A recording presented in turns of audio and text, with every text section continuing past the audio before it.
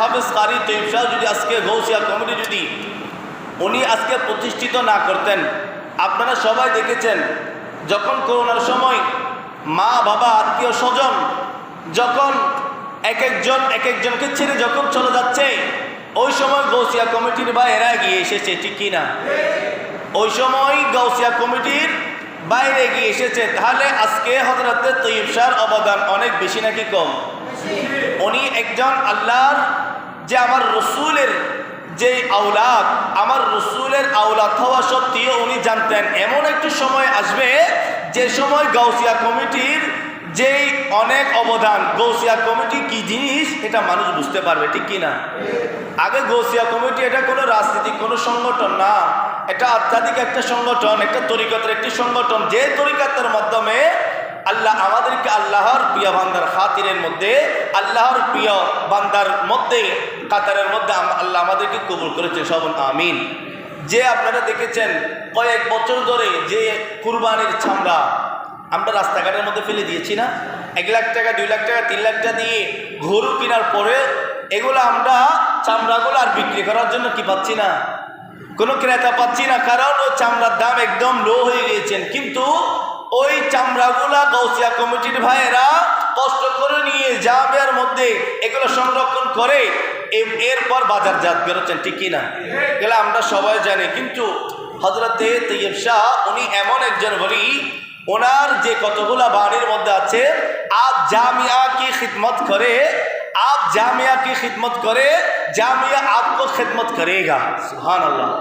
আপনি যদি জামিয়ার খিদমত করেন, ওই জামিয়া আপনার খিদমত করবে, ঠিক কি না? জামিয়ার খিদমত করলে ওই জামিয়া কি করবে? আপনার খিদমত করবে। গতকাল আমি বলেছিলাম যদি কারো যদি আপনাদের কুরবানির যা চামড়া থাকবে ওইগুলা ওখানে আঞ্জুমানের আন্ডারে দিয়ে দেন, কারণ ওটা আমার জন্য নাজাতের উসিলা হবে। तो ओनार बाने चलो जामिया जे आप जामिया को खिदमत करेगा, जामिया आपको खिदमत करेगा। सुभान अल्लाह। যখন আমরা মুসিবতের মধ্যে পড়ে যাব তখন ওই জামিয়াও আমাদেরকে কি করবে? আমাদের খেদমত করবে। উনি বলেন কাম করো, ইসলাম কো বাঁচাও, সচ্চা আলম তৈয়ার করো। কাম করো, প্রথমে কাম করতে হবে, এরপরে আমাদের যে কাম করো ইসলাম কো বাঁচাও। যদি কাম না করেন ইসলাম কিভাবে বাঁচবে?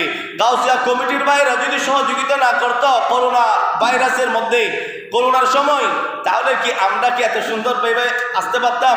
কেউ এখানে দেখা গিয়েছেন আত্মীয় স্বজন, মা বাবা, ভাই বোন, যখন করোনা হয়েছে পাশে কেউ যাচ্ছে না, লাশ দাফন করার জন্য কেউ যাচ্ছে না, কিন্তু গাউসিয়া কমিটির ভাইরা তারা সুন্দরভাবে তাদেরকে যেই লাশগুলা দাফন করার জন্য গিয়েছেন। সুবহানাল্লাহ। তো তার জন্য উনি বলেছেন কি কাম করো, ইসলাম কো বাঁচাও, সচ্চা আলেম তৈয়ার করো। তো সচ্চা আলেম তৈয়ার করার জন্য আমাদের সন্তানদেরকে কোথায় পাঠাইতে হবে?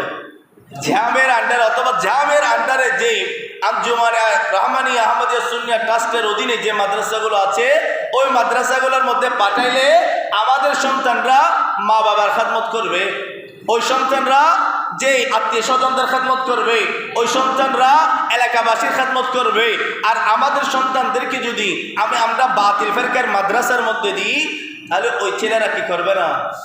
ইসলামের কোনো কাজে আসবে না, এবং ওই সন্তানরা মা বাবাদেরকেও কি করবে না? সম্মান করবে না, আত্মীয় স্বজনদেরকেও সম্মান করবে না। এবং উনি বলেছেন হুজুর পাক সাল্লাল্লাহু আলাইহি ওয়াসাল্লাম কি মোহাব্বত আইনে, ये আইন যে আমরা মোহাব্বত করি আমার রসুলকে, এটা হচ্ছে আইনে ঈমান হে। সুবহানাল্লাহ। হুজুর পাক সাল্লাল্লাহু আলাইহি ওয়াসাল্লাম কি মোহাব্বত আইনে ঈমান হে, অর্থাৎ আমরা যে আমার রসুলের পাককে মোহাব্বত করি, এটা হচ্ছে আমাদের প্রকৃত ভালোবাসার ঈমানের মধ্যে প্রকৃত ঈমান হচ্ছে রসুলকে ভালোবাসা। সুবহানাল্লাহ। রসুলকে কি করা? রসুলের ভালোবাসা ছাড়া আপনার ঈমান কি হবে না?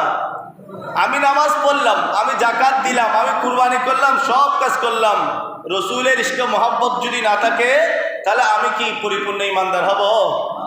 পরিপূর্ণ ঈমানদার হব না, কারণ আমার ভিতরে আমার রসুলে পাকের মোহাব্বত আমি অন্তরের মধ্যে ধারণ করতে পারি নাই। এবং উনি এটাও আবার ওনার অমূল্য বাণীর মধ্যে বলেছেন দুসরো কি আইব জুসে, দুসরো কি মানে দুইজন অপরজনের যা খারাপ কাজ, যা অপরজনের দুষ্কুটি, এগুলো চিন্তা করার আমাদের টাইম নাই। এগুলো চিন্তা ধারণা, তোমার চিন্তার মধ্যে ধারণার মধ্যে অপর চিন্তা ধারণা রাখে না। দুসরো কি আয় জুসে কুই ফায়দা নেই হে, আমাদের কোনো ফায়দা নেই। কিন্তু বর্তমান আমরা ভাইয়েরা অন্যজনের দুষ্কুটি এগুলা খুঁজে বেড়াই, ঠিক কিনা? অন্যজনের দুষ্কুটি খুঁজে বেড়ায়, কিন্তু ওনার বাণীর মধ্যে আছে দুসরো কি জো দুষ কিয়া হে, আমরা যে দুষ করি ওগুলা খুঁজার তোমাদের কি নাই, কোই ফায়দা নেই হে, আমাদের কোই ফায়দা হবে না, কোনো কাজে আসবে না। এখন আমরা সব কিছু জানা সত্ত্বেও কেন আমরা অপর ভাইয়ের দুষ্কুটি আমরা কি করি, আমরা খুঁজে খুঁজে বেড়াই।